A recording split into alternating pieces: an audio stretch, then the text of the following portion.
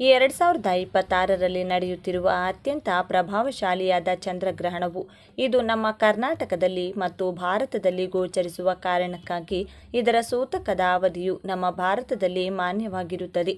ಈ ಚಂದ್ರಗ್ರಹಣವು ನಮ್ಮ ಕರ್ನಾಟಕದಲ್ಲಿ ನಡೆಯುವ ಸಮಯ ಎಷ್ಟು ಹಾಗೂ ಈ ಚಂದ್ರಗ್ರಹಣದ ಪ್ರಭಾವದಿಂದಾಗಿ ಯಾವೆಲ್ಲ ರಾಶಿಗಳ ಮೇಲೆ ಯಾವ ಪ್ರಭಾವ ಬೀರಲಿದೆ, ಅದೃಷ್ಟ ರಾಶಿಗಳು ಯಾವ್ಯಾವು, ಗರ್ಭಿಣಿರುವ ಮಹಿಳೆಯರು ಗ್ರಹಣ ಕಾಲದಲ್ಲಿ ಅಗತ್ಯವಾಗಿ ತೆಗೆದುಕೊಳ್ಳಲೇಬೇಕಾದ ಮುನ್ನೆಚ್ಚರಿಕೆಯ ಕ್ರಮಗಳು ಏನೇನು, ಈ ಚಂದ್ರಗ್ರಹಣದ ಸಂಪೂರ್ಣ ಮಾಹಿತಿಯನ್ನು ತಿಳಿದುಕೊಳ್ಳಲು ತಪ್ಪದೇ ಈ ವಿಡಿಯೋಗೆ ಈಗಲೇ ಒಂದು ಲೈಕ್ ಮಾಡಿ ಮತ್ತು ಈ ಚಂದ್ರಗ್ರಹಣದ ಸಂಪೂರ್ಣ ಮಾಹಿತಿಯನ್ನು ತಿಳಿದುಕೊಳ್ಳಲು ವಿಡಿಯೋವನ್ನು ತಪ್ಪದೇ ಕೊನೆವರೆಗೂ ನೋಡಿ. ಗ್ರಹಣವು ಒಂದು ಖಗೋಳ ಘಟನೆಯಾಗಿದ್ದು ಇದು ಪ್ರತಿ ವರ್ಷ ಕನಿಷ್ಠ 4 ಮತ್ತು ಗರಿಷ್ಠ 7 ಬಾರಿ ಸಂಭವಿಸುತ್ತದೆ. ಈ ವರ್ಷ ಸೂರ್ಯಗ್ರಹಣದ ಕೇವಲ 15 ದಿನಗಳ ನಂತರ ಫಾಲ್ಗುಣ ಶುಕ್ಲ ಪೂರ್ಣಿಮೆಯ ದಿನದಂದು ಚಂದ್ರಗ್ರಹಣ ಸಂಭವಿಸಲಿದೆ. ಇದರಲ್ಲಿ ಸೂರ್ಯ, ಚಂದ್ರ ಮತ್ತು ಭೂಮಿಯು ನೇರ ರೇಖೆಯಲ್ಲಿರುತ್ತವೆ. ಜ್ಯೋತಿಷದ ಪ್ರಕಾರ ಭೂಮಿಯ ನೆರಳು ಚಂದ್ರನ ಮೇಲೆ ಬಿದ್ದಾಗ ಚಂದ್ರಗ್ರಹಣ ಇಂದು ಮಾರ್ಚ್ 3, 2026ರಂದು ಮಂಗಳವಾರ ಚಂದ್ರಗ್ರಹಣ ಯಾವ ಸಮಯದಲ್ಲಿ ಪ್ರಾರಂಭವಾಗುತ್ತದೆ ಮತ್ತು ಕೊನೆಗೊಳ್ಳುತ್ತದೆ, ಅದು ಎಲ್ಲಿ ಗೋಚರಿಸುತ್ತದೆ ಮತ್ತು ಚಂದ್ರಗ್ರಹಣದ ಸೂತಕದ ಅವಧಿ ಯಾವಾಗ ಪ್ರಾರಂಭವಾಗುತ್ತದೆ ಎಂಬಿತ್ಯಾದಿ ಮಾಹಿತಿಯನ್ನು ನೋಡೋಣ. ಚಂದ್ರಗ್ರಹಣ ಯಾವಾಗ ಪ್ರಾರಂಭವಾಗುತ್ತದೆ ಮತ್ತು ಯಾವಾಗ ಕೊನೆಗೊಳ್ಳುತ್ತದೆ? ಕ್ಯಾಲೆಂಡರ್ನ ಪ್ರಕಾರ ಚಂದ್ರಗ್ರಹಣವು ಮಾರ್ಚ್ 3, 2026ರಂದು ಮಧ್ಯಾಹ್ನ 3:21ಕ್ಕೆ ಪ್ರಾರಂಭವಾಗಿ ಸಂಜೆ 6:46ಕ್ಕೆ ಕೊನೆಗೊಳ್ಳುತ್ತದೆ. ಈ ಚಂದ್ರಗ್ರಹಣವು ಸುಮಾರು 3.5 ಗಂಟೆಗಳ ಕಾಲ ಇರುತ್ತದೆ. ಸೂತಕದ ಅವಧಿಯು ಬೆಳಗ್ಗೆ 6:20ಕ್ಕೆ ಪ್ರಾರಂಭವಾಗುತ್ತದೆ. ಈ ಸಮಯದಲ್ಲಿ ಯಾವುದೇ ಆಚರಣೆಗಳು ಅಥವಾ ಶುಭ ಚಟುವಟಿಕೆಗಳು ಸಾಧ್ಯವಾಗುವುದಿಲ್ಲ. ಚಂದ್ರಗ್ರಹಣ ಎಲ್ಲಿ ಗೋಚರಿಸುತ್ತದೆ?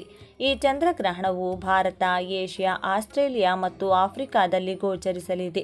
ಉತ್ತರ ಮತ್ತು ದಕ್ಷಿಣ ಅಮೆರಿಕ ಮತ್ತು ಪೆಸಿಫಿಕ್ ಮಹಾಸಾಗರದ ಹೆಚ್ಚಿನ ಭಾಗಗಳಲ್ಲಿ ಇದು ಗೋಚರಿಸುವುದಿಲ್ಲ. ಚಂದ್ರಗ್ರಹಣವು ಗೋಚರಿಸದ ಪ್ರದೇಶಗಳಲ್ಲಿ ಸೂತಕ ಆಚರಿಸಲಾಗುವುದಿಲ್ಲ. ಅಲ್ಲದೆ ಬೆಂಗಳೂರಲ್ಲಿ ಪಾರ್ಶ್ವ ಚಂದ್ರಗ್ರಹಣ ಕಾಣಿಸಿಕೊಳ್ಳಲಿದೆ. ಗರುಡ ಪುರಾಣ, ಸ್ಕಂದ ಪುರಾಣ ಮತ್ತು ಧರ್ಮಸಿಂಧು ಗ್ರಹಣಗಳಿಗೆ ಸಂಬಂಧಿಸಿದ ನಿಯಮಗಳನ್ನು ವಿವರಿಸುತ್ತದೆ.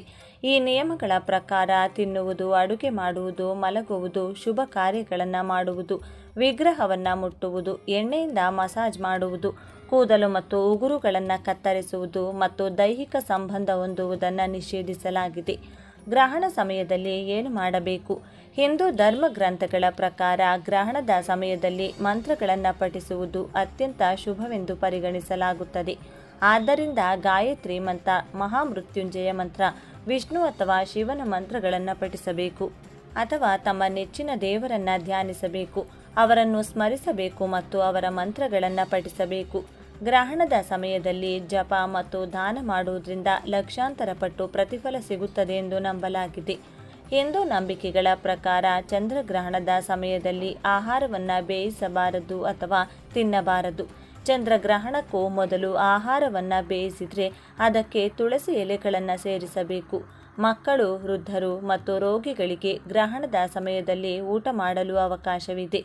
ಚಂದ್ರಗ್ರಹಣ ಮುಗಿದ ನಂತರ ಏನು ಮಾಡಬೇಕು? ಚಂದ್ರಗ್ರಹಣ ಮುಗಿದ ನಂತರ ಸ್ನಾನ ಮಾಡಿ ಸ್ವಚ್ಛವಾದ ಬಟ್ಟೆಗಳನ್ನು ಧರಿಸಿ ಮನೆಯಾದ್ಯಂತ ಗಂಗಾ ಜಲವನ್ನು ಸಿಂಪಡಿಸಬೇಕು. ನಂತರ ದೇವತೆಗಳಿಗೆ ಸ್ನಾನ ಮಾಡಿ ನಿಗದಿತ ವಿಧಿವಿಧಾನಗಳ ಪ್ರಕಾರ ಪೂಜಿಸಬೇಕು. ಸಾಧ್ಯವಾದಷ್ಟು ಆಹಾರ ಮತ್ತು ಹಣವನ್ನು ದಾನ ಮಾಡಬೇಕು. ಚಂದ್ರಗ್ರಹಣವು ದೇಶ ಮತ್ತು ಪ್ರಪಂಚದ ಮೇಲೆ ಯಾವ ಪರಿಣಾಮ ಬೀರುತ್ತದೆ? ಜ್ಯೋತಿಷ ದೃಷ್ಟಿಕೋನದಿಂದ ಈ ಗ್ರಹಣವು ರಾಜಕೀಯ ಮತ್ತು ಆಡಳಿತದ ಮೇಲೆ ಪ್ರತಿಕೂಲ ಪರಿಣಾಮ ಬೀರುತ್ತದೆ. ಅನೇಕ ಸ್ಥಳಗಳಲ್ಲಿ ಆಡಳಿತ ವ್ಯವಸ್ಥೆಯಲ್ಲಿ ಬದಲಾವಣೆಗೆ ಕರೆಗಳು ಬರುತ್ತವೆ. ವಿವಿಧ ಚಲನೆಗಳ ಸೂಚನೆಗಳು ಇವೆ. ಈ ಚಂದ್ರಗ್ರಹಣದ ಸಮಯದಲ್ಲಿ ಕರ್ಕಾಟಕ ಲಗ್ನವು ಉದಯಿಸುತ್ತಿದೆ. ಬುಧ, ಸೂರ್ಯ, ರಾಹು ಮತ್ತು ಮಂಗಳ 8ನೇ ಮನೆಯಲ್ಲಿ ಒಟ್ಟಿಗೆ ಕುಳಿತಿದ್ದಾರೆ. ಹಿಮ್ಮುಖ ಗುರು 12ನೇ ಮನೆಯಲ್ಲಿ ಕುಳಿತಿದ್ದಾನೆ. ಶನಿ 9ನೇ ಮನೆಯಲ್ಲಿ ಉತ್ತುಂಗದಲ್ಲಿರುವ ಶುಕ್ರನೊಂದಿಗೆ ಕುಳಿತಿದ್ದಾನೆ. ಕರ್ಕಾಟಕ ಲಗ್ನದ ಪ್ರಕಾರ ಶನಿ ಮತ್ತು ಶುಕ್ರ ಅಸಮತೋಲಿತರು ಮತ್ತು ಬಲಶಾಲಿಗಳು. 12ನೇ ಮನೆಯಲ್ಲಿರುವ ಗುರು, 8ನೇ ಮನೆಯಲ್ಲಿರುವ ರಾಹು, ಮಂಗಳ, ಸೂರ್ಯ, ಬುಧರೊಂದಿಗೆ ಮೂಲ ತ್ರಿಕೋನ ಸಂಬಂಧವನ್ನು ರೂಪಿಸುತ್ತಾನೆ. ಇದು ಖಂಡಿತವಾಗಿಯೂ ಮಾರುಕಟ್ಟೆ ಅಸಮತೋಲನ ಮತ್ತು ಆರ್ಥಿಕ ಬಿಕ್ಕಟ್ಟನ್ನು ಸೂಚಿಸುತ್ತದೆ.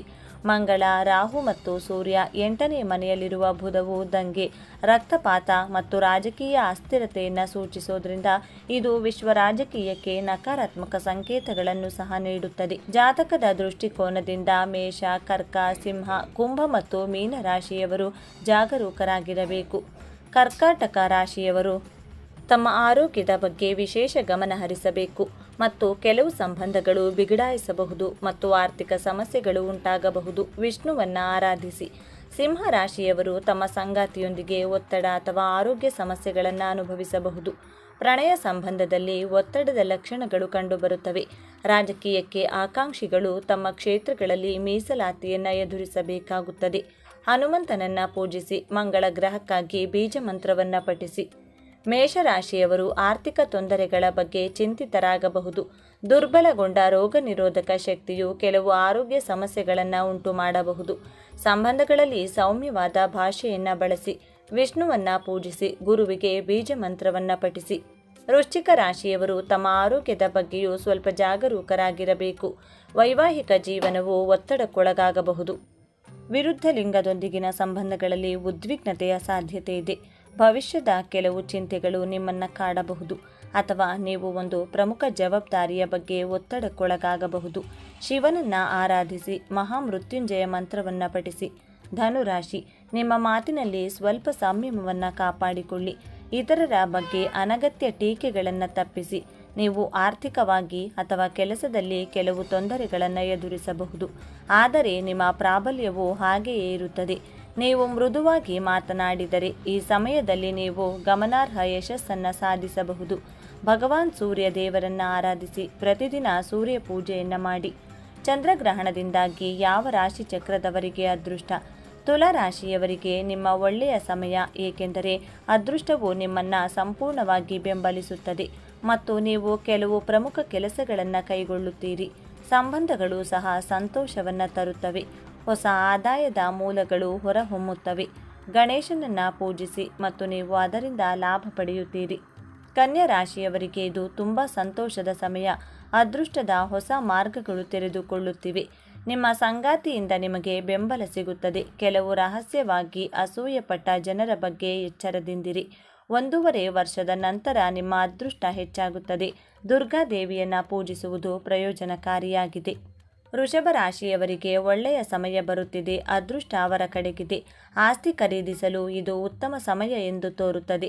ಹಣಕಾಸು ಕ್ಷೇತ್ರದಲ್ಲಿ ಪ್ರಗತಿ ಸಾಧಿಸಲು ಸಹ ಇದು ಒಳ್ಳೆಯ ಸಮಯ. ಹೊಸ ವ್ಯವಹಾರವನ್ನು ಪ್ರಾರಂಭಿಸಲು ಇದು ಒಳ್ಳೆಯ ಸಮಯ. ಶನಿ ಬೀಜ ಮಂತ್ರವನ್ನು ಪಠಿಸುವುದರಿಂದ ಖಂಡಿತವಾಗಿಯೂ ಲಾಭವಾಗುತ್ತದೆ. ಮಿಥುನ ರಾಶಿಯವರಿಗೆ ಇದು ತುಂಬ ಆಹ್ಲಾದಕರ ಸಮಯ. ನಿಮ್ಮ ಸಂಬಂಧಗಳಿಂದ ನಿಮಗೆ ಬೆಂಬಲ ಸಿಗುತ್ತದೆ ಮತ್ತು ಉನ್ನತ ಮಟ್ಟದ ವ್ಯಕ್ತಿಯೊಬ್ಬರು ಲಾಭದ ಅವಕಾಶಗಳನ್ನು ಸೃಷ್ಟಿಸುತ್ತಾರೆ. ಆದಾಗ್ಯೂ ಕೆಲವು ಶತ್ರುಗಳು ಯಾವಾಗಲೂ ನಿಮ್ಮೊಂದಿಗೆ ಇರುತ್ತಾರೆ. ಮೊದಲ 2 ತಿಂಗಳು ಸ್ವಲ್ಪ ಜಾಗರೂಕರಾಗಿರಲು ಪ್ರಯತ್ನಿಸಿ. ಎಲ್ಲ ಸಂಬಂಧಗಳಲ್ಲಿ ಸರಳ ಮತ್ತು ಸ್ನೇಹಪರವಾಗಿರಲು ಪ್ರಯತ್ನಿಸಿ. ಪ್ರತಿಯೊಂದು ಸಣ್ಣ ವಿಷಯವನ್ನು ಹೃದಯಕ್ಕೆ ತೆಗೆದುಕೊಳ್ಳಬೇಡಿ. ಶಿವನನ್ನು ಆರಾಧಿಸಿ. ಅದು ಖಂಡಿತವಾಗಿಯೂ ಪ್ರಯೋಜನಕಾರಿಯಾಗುತ್ತದೆ. ಮಹಾಮೃತ್ಯುಂಜಯವನ್ನು ಜಪಿಸಿ. ಮಕರ ರಾಶಿಯವರಿಗೆ ಇದು ತುಂಬ ಒಳ್ಳೆಯ ಸಮಯ. ನಿಮ್ಮ ವ್ಯವಹಾರವನ್ನು ವಿಸ್ತರಿಸಲು ನೀವು ಮಾಡುವ ಪ್ರಯತ್ನಗಳು ಶ್ಲಾಘನೀಯ. ಇದು ಆರ್ಥಿಕ ಪ್ರಗತಿಯ ಬಲವಾದ ಅವಧಿಯಾಗಿದೆ. ನಿಮ್ಮ ಆತ್ಮವಿಶ್ವಾಸವು ಗಮನಾರ್ಹವಾಗಿ ಹೆಚ್ಚಾಗಲಿದೆ. ಅವಿವಾಹಿತರಿಗೆ ವಿವಾಹದ ಬಲವಾದ ಅವಕಾಶಗಳಿವೆ. ಗಣೇಶನನ್ನು ಪೂಜಿಸುವುದು ನಿಮಗೆ ತುಂಬ ಪ್ರಯೋಜನಕಾರಿಯಾಗಿದೆ. ಚಂದ್ರಗ್ರಹಣಕ್ಕೆ ಪರಿಹಾರ. ಚಂದ್ರಗ್ರಹಣದ ದುಷ್ಪರಿಣಾಮಗಳನ್ನು ತಪ್ಪಿಸಲು ಸೂತಕದ ಅವಧಿ ಪ್ರಾರಂಭವಾಗುವ ಮೊದಲು ಊಟ ಮಾಡಬೇಕು ಮತ್ತು ವಿಶೇಷವಾಗಿ ಗರ್ಭಿಣಿಯರು ಈ ಸಮಯದಲ್ಲಿ ಮನೆಯಿಂದ ಹೊರಗೆ ಹೋಗುವುದನ್ನು ತಪ್ಪಿಸಬೇಕು. ಚಂದ್ರಗ್ರಹಣದ ಸಮಯದಲ್ಲಿ ನಿಮ್ಮ ನೆಚ್ಚಿನ ದೇವತೆ ಅಥವಾ ಚಂದ್ರ ಸೇರಿದಂತೆ 9 ಗ್ರಹಗಳಿಗೆ ಮಂತ್ರಗಳನ್ನು ಪಠಿಸಿ ಅಥವಾ ಧಾರ್ಮಿಕ ಗ್ರಂಥಗಳನ್ನು ಪಠಿಸಿ. ಹಾಗೆ ಮಾಡೋದ್ರಿಂದ ಗ್ರಹಣದ ನಕಾರಾತ್ಮಕ ಶಕ್ತಿ ಕಡಿಮೆಯಾಗುತ್ತದೆ ಮತ್ತು ಸಂತೋಷ ಮತ್ತು ಸಮೃದ್ಧಿ ಬರುತ್ತದೆ ಎಂದು ನಂಬಲಾಗಿದೆ. ಮಾರ್ಚ್ 3ರಂದು ಒಟ್ಟು ಚಂದ್ರಗ್ರಹಣವನ್ನು ಹೀಗೆ ವೀಕ್ಷಿಸಬಹುದು. ನೀವು ಸಂಪೂರ್ಣ ಚಂದ್ರಗ್ರಹಣವನ್ನು ನಿಮ್ಮ ಬರಿಗಣ್ಣುಗಳಿಂದಲೇ ಸುರಕ್ಷಿತವಾಗಿ ವೀಕ್ಷಿಸಬಹುದು ಮತ್ತು ಯಾವುದೇ ವಿಶೇಷ ಉಪಕರಣಗಳ ಅಗತ್ಯವಿಲ್ಲ. ಪೂರ್ಣ ಅನುಭವವನ್ನು ಪಡೆಯಲು ನಿಮಗೆ ದೂರದರ್ಶಕಗಳು ಅಥವಾ ಬೈನಾಕ್ಯುಲರ್ಗಳು ಅಗತ್ಯವಿಲ್ಲ, ಆದರೆ ಅವು ಚಂದ್ರನ ಮೇಲ್ಮೈ ವೈಶಿಷ್ಟ್ಯಗಳನ್ನು ಸಂಪೂರ್ಣತೆಯ ಮೊದಲು ಸಮಯದಲ್ಲಿ ಮತ್ತು ನಂತರ ನೋಡಲು ನಿಮಗೆ ಸಹಾಯ ಮಾಡಬಹುದು. ಇದು ಪೌರ್ಣಮಿ ದಿನದಂದು ನಡೆಯುವ ಕೇತುಗ್ರಸ್ತ ಚಂದ್ರಗ್ರಹಣವಾಗಿದ್ದು, ಜ್ಯೋತಿಷ್ಯ ಶಾಸ್ತ್ರದ ಪ್ರಕಾರ ಇದು ಜನರ ಜೀವನದಲ್ಲಿ ಮಹತ್ವದ ಬದಲಾವಣೆಗಳನ್ನು ತರುವ ಸಾಧ್ಯತೆ ಇದೆ. ಈ ಗ್ರಹಣವು ಸಿಂಹ ರಾಶಿಯ ಪೂರ್ವ ಫಲ್ಗುಣಿ ನಕ್ಷತ್ರದಲ್ಲಿ ಸಂಭವಿಸುತ್ತಿದ್ದು, ಕೆಲವು ರಾಶಿಗಳಿಗೆ ಅಪಾರ ಅದೃಷ್ಟ ತರುವ ಅಖಂಡ ರಾಜಯೋಗವನ್ನು ನೀಡಲಿದೆ. ಗ್ರಹಣದ ಸಮಯ ಮತ್ತು ಗೋಚರತೆ. ಸ್ಪರ್ಶಕಾಲ ಸುಮಾರು ಮಧ್ಯಾಹ್ನ 3:20ಕ್ಕೆ, ಗರಿಷ್ಠ ಗ್ರಹಣ ಸಂಜೆ 6:33ಕ್ಕೆ, 6:33ರಿಂದ 6:40ರವರೆಗೆ, ಮೋಕ್ಷಕಾಲ ಸಂಜೆ 6:47. ಭಾರತದಲ್ಲಿ ವಿಶೇಷವಾಗಿ ಕರ್ನಾಟಕ ಸೇರಿದಂತೆ ಚಂದ್ರೋದಯದ ಸಮಯದಲ್ಲಿ ಗ್ರಹಣದ ಅಂತಿಮ ಹಂತ ಪಾರ್ಶ್ವಗ್ರಹಣ ಗೋಚರಿಸಲಿದೆ. ಇದು ಟೋಟಲ್ ಲೂನಾರ್ ಎಕ್ಲಿಪ್ಸ್ ಆಗಿದ್ದು, ಚಂದ್ರನು ಕೆಂಪು ಬಣ್ಣಕ್ಕೆ ತಿರುಗುವುದನ್ನು ನೋಡಬಹುದು, ಬರಿಗಣ್ಣಿನಿಂದ ವೀಕ್ಷಿಸಬಹುದು ಎಂದು ಜ್ಯೋತಿಷ್ಯ ತಿಳಿಸುತ್ತದೆ. ಗ್ರಹಣದ ಫಲಗಳು. ರಾಶಿಗಳ ಪ್ರಕಾರ. ಗ್ರಹಣದ ಪ್ರಭಾವವು ಜನ್ಮ ರಾಶಿಯಿಂದ ಗ್ರಹಣದ ರಾಶಿಯ ದೂರದ ಮೇಲೆ ಅವಲಂಬಿತವಾಗಿರುತ್ತದೆ. ಈ ಗ್ರಹಣವು ಸಿಂಹದಲ್ಲಿ ನಡೆಯುತ್ತಿರುವುದರಿಂದ ಶುಭ ಫಲ. ಮಿಥುನ, ತುಲಾ, ವೃಶ್ಚಿಕ ಮತ್ತು ಮೀನರಾಶಿಯವರಿಗೆ ಈ ಗ್ರಹಣವು ಅಪಾರ ಯಶಸ್ಸನ್ನು ತರುವ ಸಾಧ್ಯತೆ ಇದೆ. ಇವರ ರಾಶಿಯಿಂದ 3, 6, 10 ಮತ್ತು 11ನೇ ಸ್ಥಾನಗಳಲ್ಲಿ ಗ್ರಹಣ ಸಂಭವಿಸುವುದರಿಂದ ಆರ್ಥಿಕ ಲಾಭ, ಉದ್ಯೋಗದಲ್ಲಿ ಪ್ರಗತಿ, ಸಮಾಜದಲ್ಲಿ ಗೌರವ ಹೆಚ್ಚಳವಾಗಲಿದೆ. ಇದನ್ನು ಜ್ಯೋತಿಷ್ಯದಲ್ಲಿ ಅಖಂಡ ರಾಜಯೋಗ ಎಂದು ಕರೆಯಲಾಗುತ್ತದೆ. ಮಧ್ಯಮ ಫಲ. ಮೇಷ, ಕರ್ಕಾಟಕ, ಧನು ಮತ್ತು ಕುಂಭ ರಾಶಿಯವರಿಗೆ ಮಿಶ್ರ ಫಲಗಳು ದೊರೆಯಲಿವೆ. ಲಾಭ ನಷ್ಟ ಸಮನಾಗಿರುವುದರಿಂದ ದೊಡ್ಡ ನಿರ್ಧಾರಗಳಲ್ಲಿ ಎಚ್ಚರಿಕೆ ವಹಿಸಿ. ಅಶುಭ ಫಲ. ವೃಷಭ, ಸಿಂಹ, ಕನ್ಯೆ ಮತ್ತು ಮಕರ ರಾಶಿಯವರಿಗೆ ಮಾನಸಿಕ ಒತ್ತಡ, ಆರೋಗ್ಯ ಸಮಸ್ಯೆ ಅಥವಾ ಆರ್ಥಿಕ ಹಿನ್ನಡೆ ಎದುರಾಗಬಹುದು. ಈ ರಾಶಿಯವರು ವಿಶೇಷ ಜಾಗರೂಕತೆ ಅಗತ್ಯ. ಗ್ರಹಣ ಮುಗಿದ ನಂತರ ಮಾಡಬೇಕಾದ ಶ್ರೇಷ್ಠ ಕಾರ್ಯಗಳು. ಗ್ರಹಣದ ಮೋಕ್ಷ ಕಾಲದ ನಂತರ ತಕ್ಷಣವೇ ಈ ಉಪಾಯಗಳನ್ನು ಮಾಡಿ ಶುಭ ಫಲಗಳನ್ನು ಪಡೆಯಿರಿ. ಸಚೀಲ ಸ್ನಾನ. ಗ್ರಹಣ ಮುಗಿದ ತಕ್ಷಣ ಮೈಮೇಲಿನ ಬಟ್ಟೆಯೊಂದಿಗೆ ನೀರನ್ನು ಹಾಕಿಕೊಂಡು ಸ್ನಾನ ಮಾಡಿ. ಶುದ್ಧಿ ಮತ್ತು ಪೂಜೆ.